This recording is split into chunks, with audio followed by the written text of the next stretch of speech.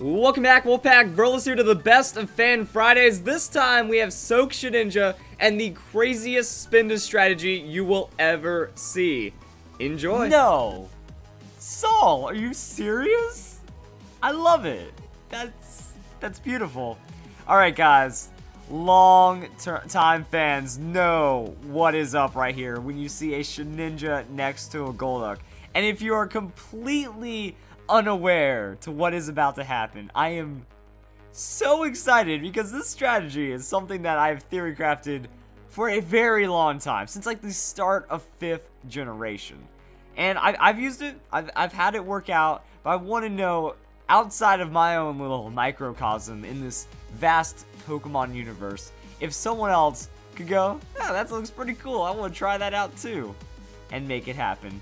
Now actually, oh my god, I just realized something. So yeah, here's the idea. You soak Shedinja. Shedinja has the ability Wonder Guard. Wonder Guard is only going to make it weak to, well, now Grass and Electric. And depending on how you play it out, you know, if you have a Lightning Rod Pokemon, you can absorb those Electric type attacks unless it's like Discharge or something. But the idea is still there. And it looks like Shedinja is going for its own thing right here. Because yeah, you just stall out your opponent's team. Like Galvantula is the only thing the opponent has to take out the Shedinja. And Goldex is going to go for the Scald. So we're Scalding onto the Galvantula, getting the damage down, and there's the Volt Switch. So Volt Switch onto the Golduck, up the opponent. If only he knew what he did. Now what I'm saying is there's probably like a Focus Sash on the Shedinja anyways. Maybe Safety Goggles, I don't know, or a Lumberry, something to keep it alive through status. But yeah, it is fairly specific. Like, it's an interesting little setup because now there's nothing that works against the Shedinja. And Shedinja has Phantom Force, Toxic, things like that. But now that I'm thinking about it, this might actually work, like, now. Like, VGC 2016. So this isn't a VGC battle. This is just rated battle spot, and rated battle spot doesn't have, like, the legendaries and stuff. Now, the opponent's going for Swords Dance, but that's not going to do anything for him. And Shedinja's actually Phantom Forcing on the Cresselia. Not a lot of damage. You gotta go for Toxic on that mofo right there. But now that I'm thinking about it, you know, Golduck is a very powerful anti-meta Pokemon right now. It removes the effects of weather. And if you can do that, then that means the Xerneas has no way of dealing with your Shedinja. And there's not a lot of electric. Like, you might see the Thunder from the Kyogre, so I guess you have to deal with that. But if the opponent's Primal Groudon goes for something massive for itself, like they try to go for the Eruption to take out your Shedinja or something like that, turn it into a Water-type attack, you just like Toxic through the whole team and just kind of get that status on. So Galvantula is going to come in. I would like to see Protect on this Shedinja. Like if Shedinja had Protect anyways, it would be good enough. Or if it just X's through the Galvantula on that switch. Or that wasn't switch, never mind. Like it's sometimes I get caught up. But either way, like you just get the Galvantula and things happen. So things to think about, honestly. Now, I'm just watching this battle play out. That's just some cool stuff. So, obviously, not the most competitive battle. I know it's going to be in the comment section quite a bit. But the idea is, you know, you soak Shedinja. This guy's doing it. And against the right teams, it's going to work out. But I'm thinking about the VGC 2016 application, you know. Where's the super effective hits right there? And also, if you have a Sap Sipper Pokemon, you can kind of play it out like that a bit. I mean, there's all kinds of fun things that you can do to keep the Shedinja safe. You have Safeguard. You can paralyze it, so you use Thunder Wave on the Shedinja, and then it can't get burned, it can't get Toxic. But burn's pretty common, but Toxic isn't as big.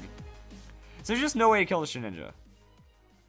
As we can see right here, just no way to get the Shedinja off the field. And I guess we just get to get some Toxic stall fun as we cycle through the Phantom Forces and stuff. So yeah, Toxic, just make everyone take that damage over time. Pidgeot's a cool Pokemon. I mean, it's going to go for that Mega, and Pidgeot's going to avoid the attack anyways. Landorus's Rock Slide isn't going to do anything. That's going to hit the Pidgeot pretty hard, though. Is Pidgeot even going to survive that? Oh my goodness, Pidgeot. So yeah, it's the Shedinja, like, 1v9 right now. Shedinja is going massive, and the opponent just has no way of dealing with it. So I guess that's GG. Cool. I want to see someone work on this, you know, guys. Like, this is the gateway right now. Oh, that's why Shedinja. Okay, I didn't notice the Trick Room. So the Trick Room made Shedinja faster than the Galvantula, and that's also why the Landorus was able to outspeed, because it's not Scarf, because we saw the Swords Dance earlier. So that's why I was able to outspeed the Pidgeot, and then Pidgeot didn't get to do anything, because it could use Hurricane. If they had the Hurricane, that would help, you know, poison confusion across the opponent's team. You just lose. You just lose if you're the opponent right now. Does he even know what's going on? Does he realize, like, that's what Soak does? He can only win through electric and thunder attacks, or electric and grass attacks right now. But I want this to be the catalyst. I want to see someone take this to VGC 2016 and make it work. Like, the Golduck, you know, you can Scarf it to make sure you outspeed everything, because it's all on the Shedinja. Give Shedinja Protect. You can also give it the Hone Claws. That way you're doing more damage. The Poison is also going to work out really well. So, I mean, you can just kind of win. And there's an X-Scissor anyways. So X-Scissor, a little bit of damage. I mean, what is this Shedinja? It should have more. I think it should do more damage because it has a decent amount of attack anyways. But yeah, that's pretty big right here. So that is going to be Rock Slide from Landorus being absorbed by the Wonder Guard. Why doesn't the opponent forfeit? Like, are people that stubborn to where they just don't forfeit? And boom, Phantom Force. Vanishing instantly. But we're going to have Landorus and Swampert go down to the poison damage anyways. Also, I like the Phantom Force. It's kind of, actually I don't like it. I don't know. It's mixed because it's kind of like a Protect and it breaks through Protect, so that does give you some play options. But overall, I'd rather have the safety from Protect. And you win. My head hurts. Welcome back, Wolfpack. Verlisify to the last Fan Fridays for this week. I can't make anything of it, so let's go straight into this battle. And if you want to be on Fan Fridays, all you have to do is comment your battle code of an awesome battle down below in the comment section. And that's it. Just gotta wait till the last Fan Fridays of the week. Generally, I do 5, and that's how you get spotlighted. So that's going to be Spinda versus Zebstrika. I don't know how you do 5 different Spindas or have enough to where Spinda, like, becomes a win condition. It survives the Wild Charge, though, which is pretty nice. And that's going to be damaged by Recoil. And it has the Assist. No. What? Oh, no way. Okay. No. I know what's happening. That's oh my god, so dumb.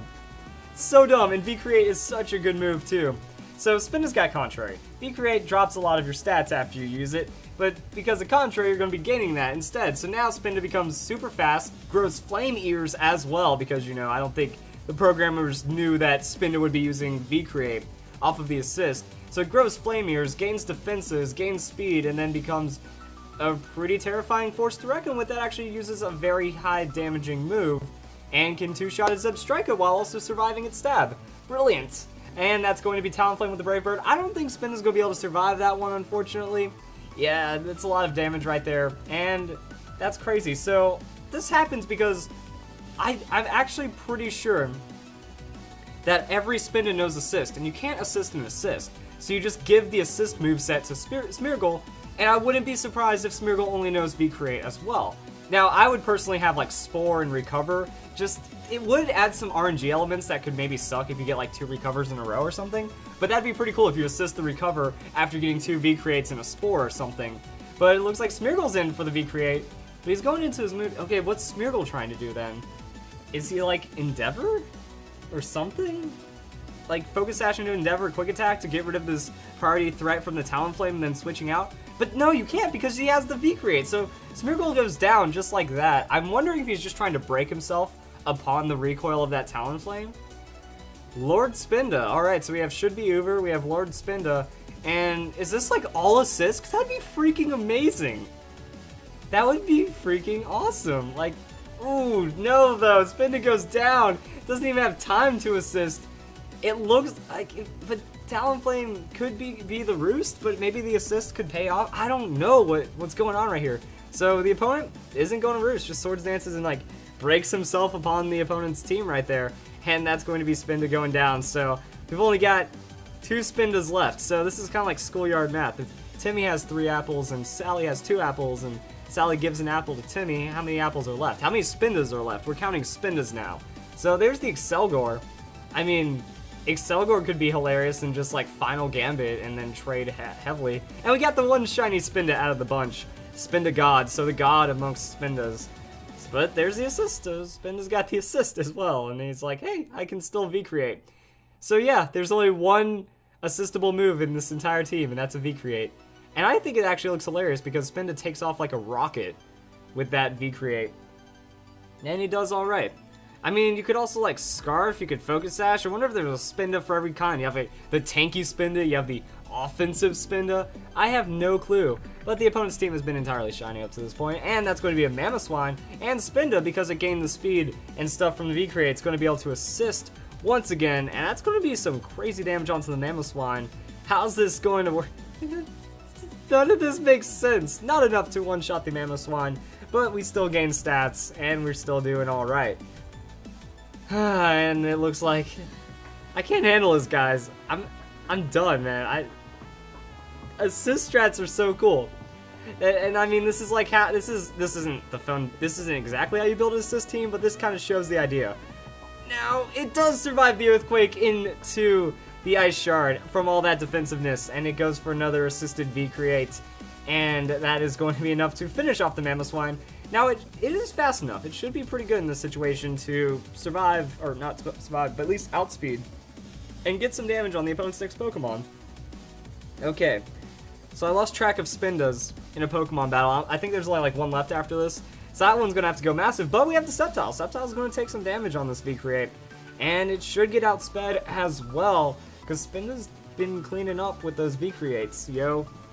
Now, the Mega will actually keep Sceptile safe from that super effective hit, because it does gain that Dragon typing, but I mean, V-Create's still a solid neutral hit, still lots of damage, still lots of speed, and we get to see what happens. So that's going to be, wow, oh my goodness, is that like the crit or something? Like, what just happened right there? Sceptile's going to go down, just nothing, like no crit, no, just the raw damage of that into the Haxorus now. So Haxorus is going to be the final Pokemon for this, I think the opponent's, right? Or does he have one more left? Either way, that's going to be another assist. That's going to go for the V-Create. Is Spinda just going to like run out of assist? I don't know how much PP he has, and he starts hitting himself in struggling, not hit confusion, but yeah. That V-Create doesn't do quite as much. Going to be resisted by that pure Dragon type Pokemon right there. And then throws out the Earthquake. So finally, the Spinda God was indeed the God, and finally goes down. And that's going to be stuff. So Haxorus, you know, losing health, and Spinda is love, Spinda is life. And now we can see how this works. So the Haxorus throws out the Earthquake, going to get that damage onto the Spinda. Spinda's going to survive it just a bit, and that's going to be the assist right there. Is this going to be enough on the V-Create? The clutch, the last turn, what are we going to get out of this one? That's going to be Haxorus surviving. Oh no. But wait, Spinda gains the speed boost, so he's going to outspeed and then finish off the Haxorus. Oh my goodness, there's the assist. How did this happen? That's absurdity. I mean, that's assist, guys. I can't follow that one up anymore. I'm done. It worked. It actually worked. This is going to be a double battle with a Malamar and a Smeargle and Fernape. This is a really interesting team. So weird things could happen. The opponent's team looks not super overpowered, but we do have two battles, so we'll see what happens. Free battle spot, fun stuff. And what could this be? Like, not leading with Smeargle is interesting. The Malamar does stuff. Like, the Malamar's leading up against Tyranitar, so that's just an instant superpower into absolute destruction. Maybe close combat on Infernape, and then you're also going to use, like, Contrary. So that I'm thinking that's where the strategy is going to be going. Something like the close combat, Contrary, whatever stuff. Infernape, have we seen the Infernape with roleplay before on Fanfries? I feel like we have. So there's a roleplay Infernape onto Malamar to get that Contrary instead of like getting some kind of skill swap shenanigans from a Spinda or something. And Lucario is going to set up the Swords Dance. Lucario is going for the big money right now, but it's not going to be Mega because we have the Mega Tyranitar, and that is the superpower. Not enough to one-shot because Tyranitar is super bulky, but after gaining attack and defense will be no problem after that. Tyranitar with the Dragon Claw onto Malamar. Why is Infernape...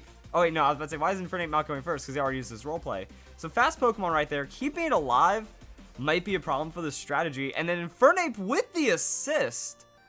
I did... What? But that's... But we've... The thing... What? Okay, Infernape just assisted the V-Create which is what the Smeargle is there for. Wow, okay, so that means it's not like Dark Void Smeargle or something, and then Malamar gets pick up time. Malamar can also sweep at this point, but that's what the Contrary is for. I was expecting like close combat, because, you know, Infernape gets close combat, not the assist, so assisting into the V-Create is insane damage. V-Create is some of the highest damage in the game with almost no drawbacks. You know, Explosion has more base power, but it also is normal typing, so it doesn't really count. And if we're doing something like Reversal or Flail, that takes setup. V-Create is just a raw 180, and it drops your defenses. Oh, and Infernape has a close combat as well for the normal type Pokemon. Sure thing, why not? But yeah, V-Create does insane amounts of damage. Close combat does insane amounts of damage. Infernape gets a stab, so there's its options right there. It can assist into the V-Create shenanigans, or it can drop whatever it wants. Malamar also has the Thief, and is that going to be a one-shot? +2, not enough to take out Dusknoir. Little too tanky. Pain Split going to buy Dusknoir some time. And I want to see the V-Create again. I think that's like Infernape's only option, because it can't close combat into that. That's new. Now, the reason why I like Infernape on Spinda Swap, because this is just modified Spinda Swap. Any kind of contrary defense boosting, or defense drop boosting is going to be like Spinda Swap-esque. Here we go. Infernape with the assist. Gets super power. Oh! Okay, then. That could be a problem, because I realized, yeah, Malamar has normal moves, and assist will call from the allies' moves. But it could also call from other things. Ooh. I'm wondering if this is just a fun strategy, or if it can be optimized in that way. Because the thing about Spinda Swap, also guys, we do have another battle code, so I'll put that in as I talk about this going on.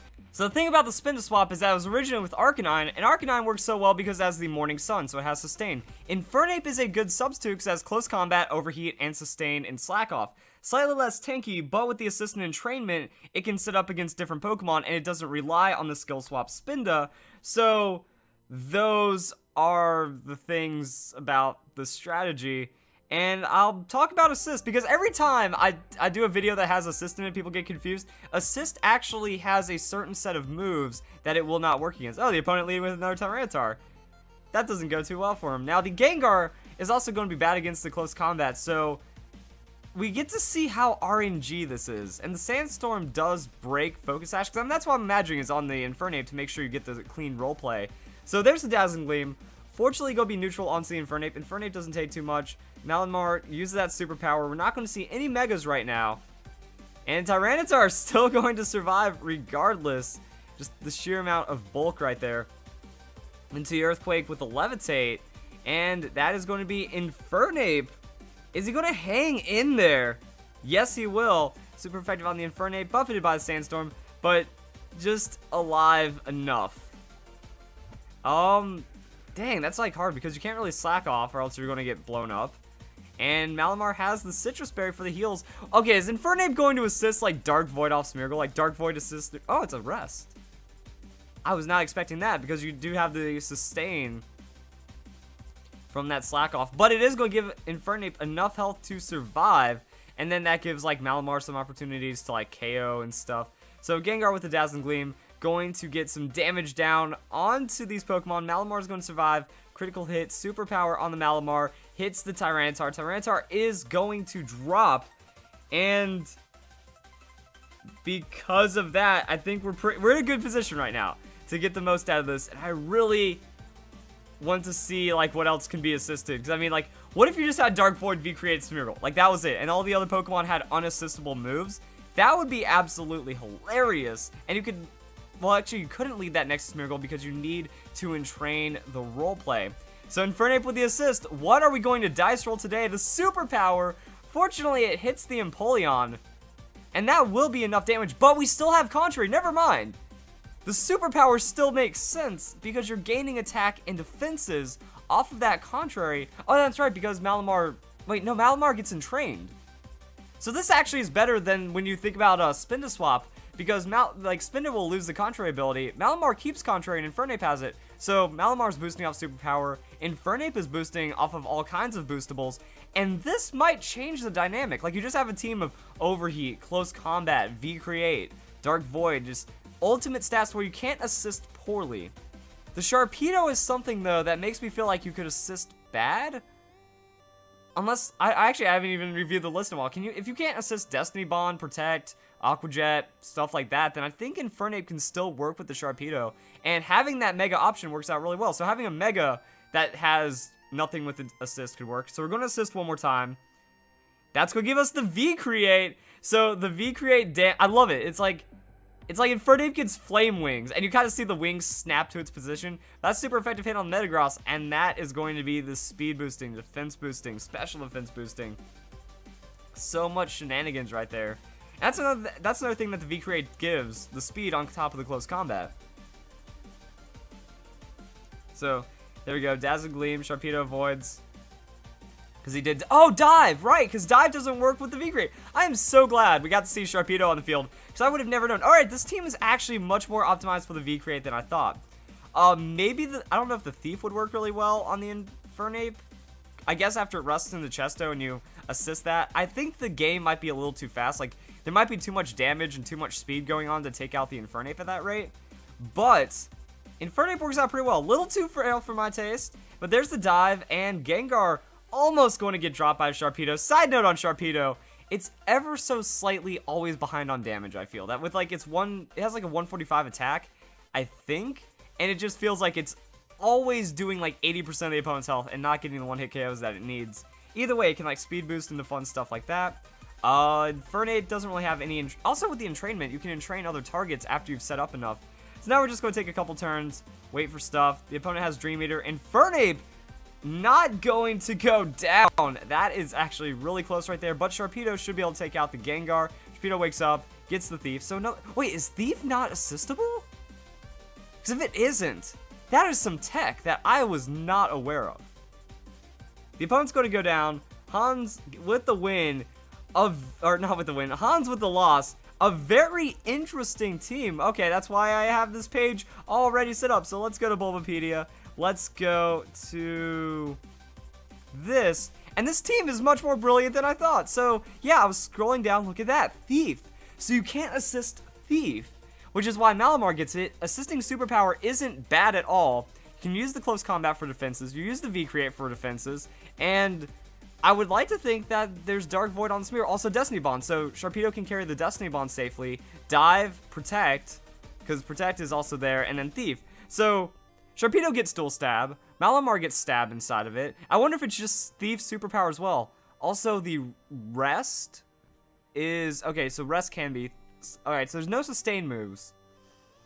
Copycat, Counter, Covet. So yeah, this is pretty much how that strategy works. What you do is you have the rest of your team dedicated to having no moves. Like, I've seen this in single battles. You know, you have a Breloom or a Pokemon that has Spore and then, like, Focus Punch, just so it has some kind of damage option to go with.